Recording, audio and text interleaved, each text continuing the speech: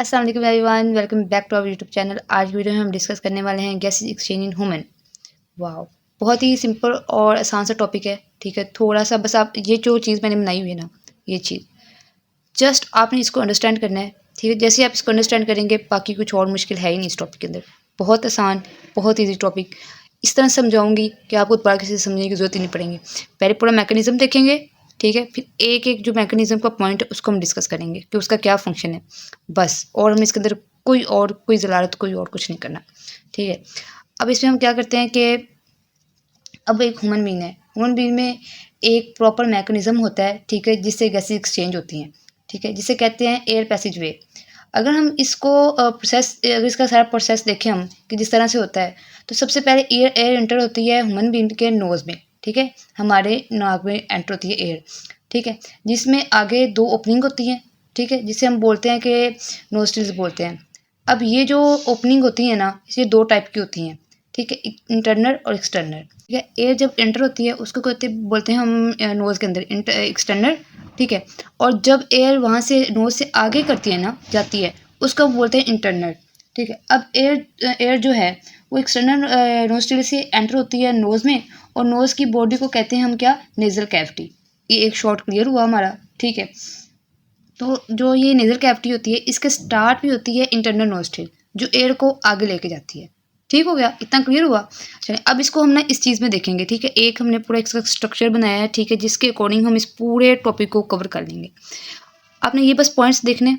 ठीक है, जैसे जैसे मैं बता रही हूँ जस्ट वैसे याद करना है। मैं कहती हूँ आपको ये टॉपिक कभी भी नहीं भूलेगा, कभी भी नहीं भूलेगा। पूरा इसका एक स्ट्रक्चर पढ़ेंगे, फिर उसकी एक एक डिटेल पढ़ेंगे। ठीक है, पहला पॉइंट क्या था कि एयर जो होती है विंटर होती है एक्सटर्नल नोस्ट्रिल से।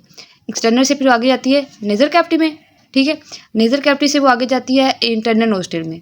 ठीक है, फिर वो आगे जाती है फेरनेक्स में, फिर लेनेक्स में, फिर ट्रैकिया, फिर लंग्स, फिर ब्रोंकाई, फिर डिफरेंट टाइप के छोटे छोटे ब्रोंक्यूल्स होते हैं उसमें आती है। ठीक है, फिर ओव्यूल डक्ट्स, फिर ओवलाई में आती है। ठीक है, ये एक ना मतलब स्ट्रक्चर है उसका। अगर आप देखना चाहें ना कि हम अगर मतलब वो कहते हैं ओवरव्यू दें कि एयर कैसे जाती है ह्यूमन की बॉडी में, कैसे मूव करती है, तो वो जनाब ये प्रोसेस है। ठीक है, ये पॉइंट्स हैं जहाँ से वो एयर गुजरती है और ह्यूमन बॉडी में गैसेज जो होती है ना एक्सचेंज होती हैं। यहाँ से फिर एयर वापस चली जाती है। ये इस तरह ये सारा जो प्रोसेस होता है ना वो मेंटेन होता है। अब हमने देखना है कि हमने एक एक चीज़ को लेना है, उसके आगे फंक्शन देखने हैं कि ये तुम्हें पता चल गया ना कि पहले इसके पास आती है, फिर इधर जाती है, फिर इधर जाती है, फिर फर्नेस, फिर लेनेक्स, ट्रैकिया, लंग्स, इस तरह से जाती है। अब हमने इसके आगे फंक्शन देखने हैं कि इसमें कैसे आगे जाती है, मतलब वो इसके अंदर उसके जब वो पास कर रही होती है तो वो कौन कौन से ऐसे फंक्शन हैं जो वो परफॉर्म कर रही होती है ड्यूरिंग इट्स पैसेज। ठीक है, तो पहला जो हमारे पास पॉइंट आता है, ठीक है, वो हमारे पास है नेज़ल कैविटी। ठीक है, ये हमारे पास नेज़ल कैविटी है। अब नेज़ल कैविटी में क्या होता है, हमारे पास फाइन हेयर्स होते हैं। ठीक है, छोटे छोटे स्मॉल हेयर्स होते हैं और म्यूकस होता है। ये दोनों मिलके एयर को फिल्टर करते हैं डस्ट से। ठीक है, जो डस्ट पार्टिकल्स होते हैं ना एयर में, उसको फिल्टर कर देते हैं और उसको आगे पास क्या करते हैं इंटरनल नोस्ट्रिल से, इंटरनल नोस्ट्रिल में। ठीक है, एयर साफ होगी, अब वो कहाँ चलेगी, इंटरनल नोस्ट्रिल में। ठीक है, अब इंटरनल नोस्ट्रिल से आगे कहाँ जाती है कि फर्नेक्स में। ठीक है, अब फर्नेक्स में क्या होता है, इसमें होता है मस्कुलर पैसेज वे। ठीक है, it is a muscular passage वे होता है। ठीक है, इसमें यूज़ होती है, ये यूज़ होता है फूड के लिए भी होता है और विंड के लिए भी होता है। ठीक है, यहाँ तक क्लियर हुआ। हमने क्या किया, हमने पहले हमारा ये दो कर लिया जनाब। पहले हमने पूरा ये टॉपिक पढ़ा स्ट्रक्चर, अब हमने इसका ये पॉइंट भी कर लिया, हमें इसका भी पता चल गया इसमें आके एयर क्या करती है, इसमें एयर क्या करती है। ठीक है, अब हमें देखना है इनमें क्या आके एयर करती है। ठीक है, इसको डिस्कस करेंगे। ठीक है, it is also called voice box. ठीक है, ये वॉइस बॉक्स क्यों कहा जाता है, बिकॉज इट प्रोड्यूस साउंड, क्योंकि ये साउंड प्रोड्यूस करता है, इसलिए इसको वॉइस बॉक्स कहा जाता है। अब ये बना किससे होता है, ये भी क्वेश्चन बनता है। It is made up of cartilage, ये आपको एमसीक्यूज भी आ सकते हैं।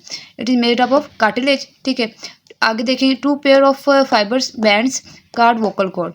दो पेयर जो होते हैं ना फाइबर बैंड्स के, उनको हम कहते हैं वोकल कॉर्ड। ठीक है, द वोकल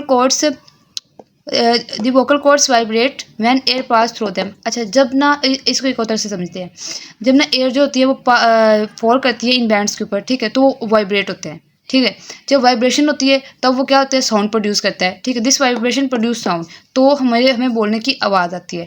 अब अगर आपसे कोई कहे व्हाट इज लर्नेक्स, तो आप ये इतना लिख देंगे ना तो वो आपको पूरे फुल एंड फुल मार्क्स दे देगा। या वोकल कॉर्ड की आ सकती है तो फिर आप ये लिखते तो आपको फुल मार्क्स देगा, ठीक है। अब इसके बाद हम नेक्स्ट जो हमारे पास पॉइंट आता था एयर पैसेज वे में, वो था ट्रैकिया, ठीक है। अब हम डिस्कस करेंगे कि व्हाट इज़ ट्रैकिया, ट्रैकिया क्या होता है।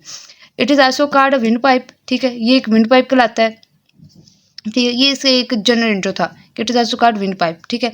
Trachea has C shape cartilage rings.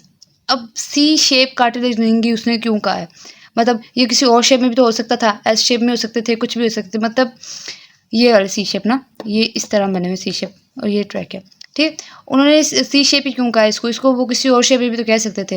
वो इसलिए कहा है कि जब एयर होती है ना, एयर जब वो ज़्यादा प्रेशर से आती है, ठीक है, और वो इस पर कंट्रोल नहीं होती, ठीक है, तो ये फटता नहीं है, ये ट्रैके को फटने नहीं देते। इसके अंदर एयर आती है, ये आगे उसको कैप्चर करते हैं, ठीक है, इस तरह वो जो ट्रैक है वो फटने से बच जाता है, ठीक है। ये भी एक इसका पॉइंट था। उसके बाद इसकी लेंथ को डिस्कस किया है, और इस लेंथ इज़ अबाउट 12 सेंटीमीटर, ठीक है। इसकी लेंथ कितनी है, 12 सेंटीमीटर तक होती है।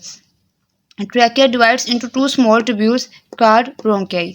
अब ये जो ट्रैकिया है ना, ये 2 स्मॉल जो 3 ट्यूब्स हैं उनमें डिवाइड होता है, जिसको हम कहते हैं ब्रोंकाई, ठीक है। The bronchi continue dividing into the in the lungs until they make a silver fibre tube are called bronchioles, ठीक हो गया। ये हमारे पास था लंग्स और ट्रैकिया, ठीक है। नेक्स्ट जो हमारी एयर होती है ना, वो एंटर होती है लंग्स में। लंग्स में क्या होता है, लंग्स के आगे 2 पेयर्स होते हैं हमारे पास, एक लेफ्ट होता है और एक राइट होता है, ठीक है। वहाँ से क्रॉस करते करते वो आ जाती है एवल्यूट डक्ट में, ठीक है। इसमें ठीक क्या होता है कि the bronchioles end as a fine tube called alveolar ducts, ठीक है, एवल्यूट डक्ट आती हैं, ठीक है। अब जब यहाँ पे ब्रोंक्यूल्स डिवाइड्स हो जाती हैं, ठीक है, फाइन ट्यूब्यूल्स में, ठीक है, उसके बाद क्या होता है कि इन एयर जो एंटर होती है ना ओवलाई में होती है, ठीक है। एयर एंटर होती है ओवलाई में, ठीक है। Each alveoli duct open into the cluster of pouches, ठीक है, कार्ड ओवलाई। इसी के साथ फिर ये जो एयर होती है हमारे पास वो वापस चल जाती है, और ये मैकेनिज्म बार बार रिपीट होता है, और इस तरह से ना ह्यूमन के अंदर जो गैसें हैं वो एक्सचेंज होती रहती हैं, ठीक है। अगर इसको एग्जामिनेशन पॉइंट से देखा जाए तो ये एक लॉन्ग क्वेश्चन है, पहली बात, ठीक है, आता है। शॉर्ट है, वो मतलब ये पूछेंगे आपके लंग्स मतलब ट्रैकिया क्या होता है, ठीक है, इस तरह के नेजल कैविटी, इस तरह के वो डिफरेंट डिफरेंट पार्ट्स में वो शॉर्ट्स में भी आपसे पूछ सकते हैं, ठीक है। उसके बाद इसमें से एमसीक्यूज भी आते हैं, जैसे हमने पढ़ा था ना कि ट्रैकिया की लेंथ कितनी है, ठीक है, वो मेड अप किससे होता है, इस तरह करके जो छोटी छोटी चीज़ें होती हैं ना, इसको वो एमसीक्यूज में पूछ लेता है। इसके साथ हमारा ये टॉपिक एंड होता है। अगर आपको इसकी डायग्राम ड्रा करनी नहीं आती तो आप हमें कमेंट बॉक्स में कमेंट कर सकते हैं, फिर हम आपको लाइव ड्रा करके दिखाएंगे कि किस तरह से इस पूरे स्ट्रक्चर की जो है डायग्राम वो ड्रॉ होती है। ओके, अल्लाह हाफिज़।